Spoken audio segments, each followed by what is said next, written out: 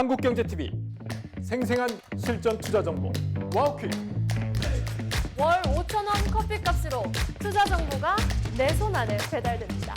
와우킥 N에서 만나요.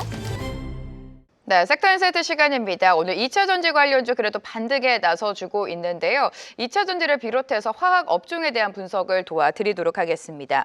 사실 2차 전지 하면은 전기차 캐즘에 대한 우려는 여전히 있습니다. 하지만 최근에 2차 전지를 상승으로 이끈 건 ESS에 대한 기대감이죠. ESS 수요가 급증할 것이다라는 기대감 속에 2차 전지 관련주 시세를 내주고 있고요. 반면에 화학 업종은 좀처럼 주가가 부진한 상황입니다. 어떤 돌파구가 있을지 내년도 어떤 모멘텀에 우리가 주목하면 좋을지 알아보도록 하겠습니다. 자세한 이야기는 이진명 신한투자증권 수석연구원과 함께합니다. 어서 오세요. 반갑습니다. 자, 전기차 캐즘 역시나 계속해서 시장의 불안 요소로 작용을 하고 있습니다. 최근 2차 전지가 시세를 내줬던 건 ESS 때문에 상승을 했던 거고 여전히 전기차 캐즘에 대한 우려가 있고요. 최근에 다시 한번 투심이 꺾인 이유가 LG 에너지솔루션과 포드의 계약이 취소가 됐죠. 네, 일단 지금 2차 전지 업종의 주가 같은 경우는 저번 주에 이제 대장주인 LG 에너지솔루션을 필두로 급락을 보인 상황인데요. 이렇게 2차 전지 업종 주가가 특히나 이제 LG엔솔루션으로 급락한 이유는 크게 두 가지로 보고 있습니다. 첫 번째는 최근 들어서 나왔던 EU의 전기차 정책 후퇴 우려가 첫 번째 요인이라고 보시면 될 것 같고, 두 번째가 방금 말씀해 주신 이제 포드 계약 해지와 관련이 있는 부분인데, 미국은 9월 달부터 전기차 보조금이 종료가 됐습니다. 그래서 10월 달부터 전기차 판매가 급감을 했고요. 그래서 이런 것들이 향후에 전기차 수요 우려에 대한 그런 것들이 현실화되면서 미국에 있는 전기차 업체를 할 수 있는 포드나 GM 같은 완성차 업체들이 전동화 계획을 다 후퇴를 하고 있고, 이런 것들의 일환으로 이제 이번에 계약 해지가 나타났다고 보시면 될 것 같습니다. 그래서 내년도 같은 경우는 결국에 전기차에 대한 눈높이를 크게 가져갈 수는 좀 어렵긴 하겠지만 지역별로 좀 차별화가 나타날 것으로 보고 있거든요. 일단 유럽 같은 경우는 올해도 판매가 괜찮았었는데 내년도에도 지속적으로 이제 전기차에 대한 그 환경 규제가 강화되는 상황에서 보조금이 유럽은 좀 재개가 되기 때문에 전기차 판매가 좋을 것으로 보고 있고, 반면에 미국 같은 경우는 방금 말씀드렸다시피 9월 달부터 전기차 보조금이 종료가 됐습니다. 대략 한 7,500달러, 1,000만 원에 달하는 보조금이 끝났기 때문에 내년도도 전기차에 대한 수요 우려가 좀 불가피하다고 보시면 될 것 같습니다. 네, 보조금이 폐지가 되면서 전기차 수요 둔화는 내년도에도 좀 이어질 것이다. 이렇게 전망해주고 계시는데요. 사실 미국 비중이 높은 기업들은 단기적으로 수요가 좀 줄어들 것으로 예상이 됩니다. 이 부분은 우리가 어떤 전략이 필요할까요? 네, 일단 지금 우리나라 2차 전지 업체들 전반적으로 미국향 비중이 굉장히 높은 상황인데, 그러니까요, 네. 그 이유는 당연히 미국 내 설비가 많기 때문이라고 보시면 될 것 같고, 그래서 저희가 밸류 체인으로 봤을 때 2차 전지 셀업체부터 양극재, 양극재 모든 업체들이 미국향 비중이 높습니다. 특히나 포스코 퓨처엠 같은 양극재 업체 같은 경우도 주요 사업부가 양극재와 음극재인데요. 근데 이 양극재 같은 경우는 전체 매출의 절반 이상이 지금 미국향 비중이라고 보시면 될 것 같고, 그렇기 때문에 당연히 미국의 전기차 수요 둔화에 대한 그런 영향이 크게 받을 수밖에 없다라고 보시면 될 것 같습니다. 네, 이렇게 배터리 업계 2차 전지 전기차 안에서도 미국과 중국 간의 경쟁이 좀 치열해지고 있습니다. 서로 간의 견제 속에서 우리나라 기업, 한국 기업들의 반사 이익이 좀 기대가 되는 상황인데 내년부터 점진적으로 중국의 공급망이 배제가 될 것으로 예상이 되고 있습니다. 국내 기업들에게는 어떤 영향이 나올까요? 네, 일단 2차 전지 밸류체인 전반으로 놓고 봤을 때 소재마다 다르긴 하겠지만 중국에 대한 의존도가 대략 50%에서 90%까지 굉장히 절대적인 네네. 상황이라고 보시면 될 것 같은데, 이러한 상황에서 아직까지도 미국은 중국 의존도가 높은 상황이긴 합니다. 그런데 방금 말씀 주셨다시피 지금 트럼프 정부가 출범하고 나서 이 탈중국 기조가 점점 더 강화되고 있는 상황이죠. 그래서 이러한 탈중국 기조의 일환으로 원자재 비중 조항이라고 하는 이제 MACR이라는 조항이 지금 나온 상황이고요. 그러니까 결국에 내년도부터 중국산 소재 비중을 일정 부분 미만으로 써야 되는 상황이기 때문에 이만큼 중국산 소재에 대한 의존도가 줄어들 수밖에 없는 상황이고, 그 빈자리를 우리나라 업체들이 지금 가져오고 있다고 생각을 좀 하시면 될 것 같습니다.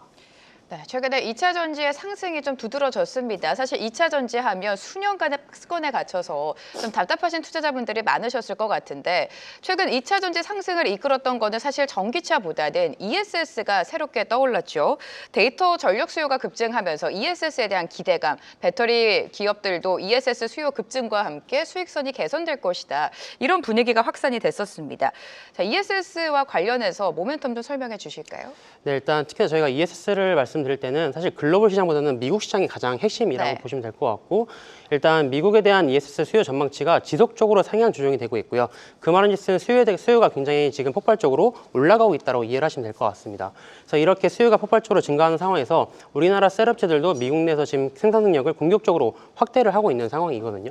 일단 가장 대표적인 셋업체를 할 수 있는 LG에너솔 같은 경우는 올해 말 기준 17GWh에서 내년 말 기준으로 40GWh 이상으로 캐파를 확대할 것으로 보시면 될 것 같고, 그 다음에 삼성 SDI 같은 경우도 올해 말 기준 7.4GW에서 내년 말 기준으로 30GW 이상으로 캐파를 확대한다고 보시면 될 것 같습니다. 그래서 이처럼 미국 내에서 수요가 폭발적으로 증가하는 상황에서 우리나라 업체들이 캐파를 지금 확대하고 있는 상황이기 때문에 당연히 지금 아직까지는 미국 내 ESS 비중에서 중국산 비중이 지금 90%로 굉장히 높은 상황이거든요. 근데 이러한 포션이 점진적으로 우리나라 업체들한테 넘어오고 있다고 이해를 하시면 될 것 같습니다.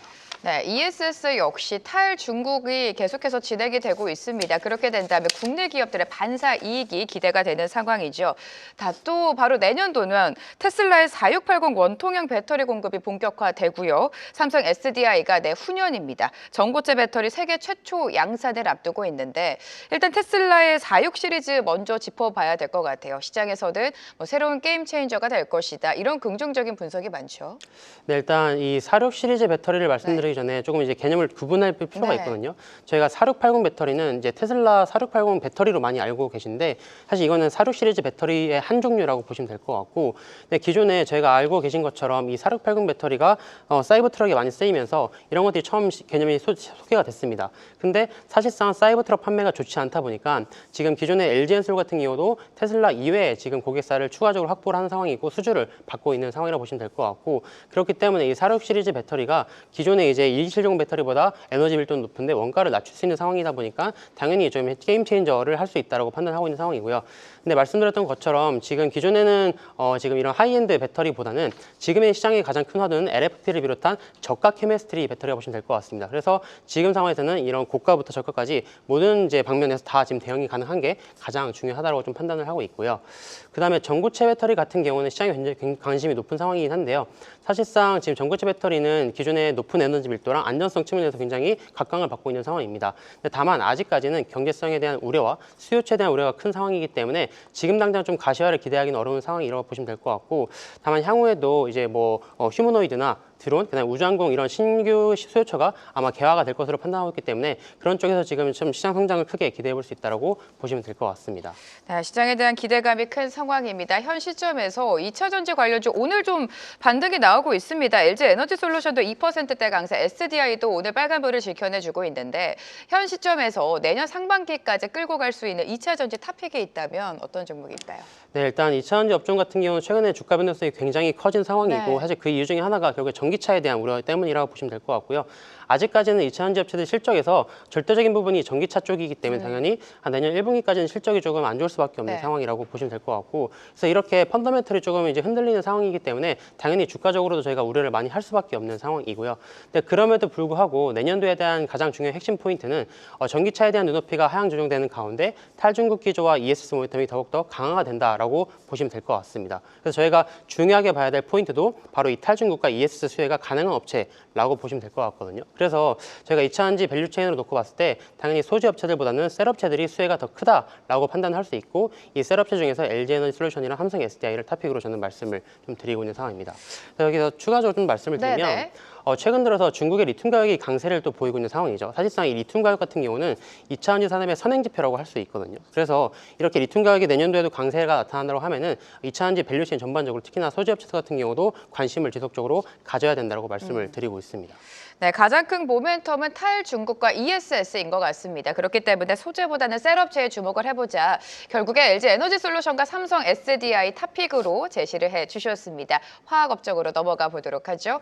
자, 화학업종 같은 경우에는 계속해서 좀 부진이 이어지고 있는 양상입니다. 석유화학 기업들이 지금 구조조정을 가속화하고 있는데 이러한 구조조정의 움직임이 사실 한국뿐만이 아니라 글로벌 전반적으로 좀 진행이 되고 있는 것 같아요. 이 부분 좀 설명을 해주실까요? 일단 저희 저번 주 아마 기사 보신 분들 계셨을 네. 텐데 저번 주 금요일에 이제 발표가 된 기사를 보시면 우리나라 업체들의 구조조정 안들이 저번 주 금요일 날 최종적으로 좀 제출이 된 상황이라고 보시면 될 것 같고요. 지금 화학업종 같은 경우는 사실 21년 상반기 이후 지금 다운 사이클이 4년 동안 진행이 되고 있는 상황입니다. 이렇게 다운 사이클이 왜 발생했을까를 생각해 보시면 크게 세 가지 포인트라고 보시면 될 것 같거든요. 첫 번째가 이 러시아 우크라이나 전쟁으로 인한 고유가가 첫 번째 요인이고, 두 번째가 이제 글로벌 수요 둔화, 세 번째가 중국 중심의 대규모 증설이라고 보시면 될 것 같아요. 그래서 한마디로 말씀을 드리면 원가는 계속 비싸지는데 수요는 둔화되고 공급은 늘어나는 가장 최악의 상황이 나타나면서 지금까지 이렇게 다운 사이클이 진행이 됐다고 보시면 될 것 같습니다. 네, 자, 석유화학 그래도 내년도에는 업황 회복에 대한 기대가 여전히 유효한 상황인데 지금 글로벌 주조조정 이외에 우리가 석유화학 업종에서 기대해 볼 만한 호재 포인트가 있다면 어디서 찾을 수가 있을까요? 네, 일단 이 구조조정 같은 경우는 사실상 내년도부터 본격화되는 지금 구간이기 때문에 방금 말씀 주신 것처럼 우리나라, 그다음에 중국, 일본, 네, 유럽 네. 전반적으로 다 구조조정이 되면서 전체적으로 공급이 좀 축소가 된다라고 좀 하시면 될 것 같고요. 그 다음에 저희가 지금 이제 그 외적인 요인을 말씀을 드려보면 결국에 지금 앞서 말씀드렸던 첫 번째랑 두 번째 요인이라고 보시면 될 것 같은데, 첫 번째가 이 유가 하락과 천연가스 강세라고 생각을 하시면 될 것 같습니다. 기본적으로 우리나라 화학업체 같은 경우는 유가에서 나오는 납사를 원재료로 쓰고 있는 상황이고, 북미나 중동의 화학업체들은 천연가스에서 나오는 에탄을 원재료로 쓰고 있기 때문에 지금까지는 우리나라 업체들이 상대적으로 좀 원가적으로 열의에 있었다라고 하면은 내년도부터 유가가 하락을 하고 가스가 오히려 강세가 되면서 상대적으로 우리나라 업체들의 원가 경쟁력이 올라간다라고 생각을 하시면 될 것 같습니다. 그다음에 두 번째 수요에 대한 부분은 사실상 아직까지 미중 갈등이 지속되는 상황이기 때문에 불확실성이 큰 상황이긴 하지만 결국에 지금 같은 상황에서 미중 갈등이 점점 더 악화되는 상황으로 가진 않은 구간이고, 특히나 중국 같은 경우는 내년도에 아시겠지만 내년 3월 달에 15차 5개년 계획이 확정이 됩니다. 거기에서 중국의 추가적인 부양책과 공급 축소에 대한 그림들이 좀 더 가시화될 것이기 때문에 전반적으로 중국 쪽 시장에 대한 기대감도 가질 수 있는 상황이 수요 개선으로 이어질 수 있다고 생각을 좀 하시면 될 것 같습니다. 네, 요즘 시장 흐름을 보면 사실 뭐 반도체라든지 제약 바이오 좀 잘 가는 업종이 많기 때문에 석유화학 업종에 대한 관심이 어느 때보다 좀 낮아진 것 같습니다. 그럼에도 내년도 우리가 수익률을 올릴 수 있을 만한 종목이 있다면 어떤 종목 최선호주로 제시해 주실까요? 저는 이제 화학 쪽에서 저희가 보통 이제 화학 산업을 사이클, 시클리컬 네. 업종을 말씀을 드리고 있거든요. 그래서 이 시클리컬 업종 같은 경우는 항상 사이클이 존재를 하는데 지금까지는 다운 사이클이었다고 하면은 내년도부터는 이제 저는 조심스럽게 하반기부터 업 사이클로 갈 수 있는 구간이라고 판단을 하고 있기 때문에 결국에 이렇게 사이클이 돌아서는 구간, 턴어라운드가 되는 구간에서는 이제 업종 대표주가 가장 주가 수익성이 좋다라고 생각을 하시면 될 것 같아요. 그렇기 때문에 화학 내에서는 이 턴어라운드 관점에서 수혜가 가장 클 수 있는 LG화학과 롯데케미칼을 지금 화학 내에서 탑픽으로 말씀을 드리고 있는 상황입니다. 네, 결국에 굵직굵직한 대형주를 계속해서 제시해주고 계신 것 같습니다. 석유화학 업종 내년도의 사이클이 바뀔 것이다라는 기대감 속에 LG화학과 롯데케미칼 탑픽으로 제시해 주셨습니다. 주가 추이 살펴보시기 바라고요. 이진명 신한투자증권 수석연구원과 오늘 이 시간 함께했습니다. 고맙습니다. 계속해서 다양한 경제 이슈를 알고 싶다면 구독과 좋아요, 알림 설정 부탁드립니다. AI 캐스터 권미정이었습니다.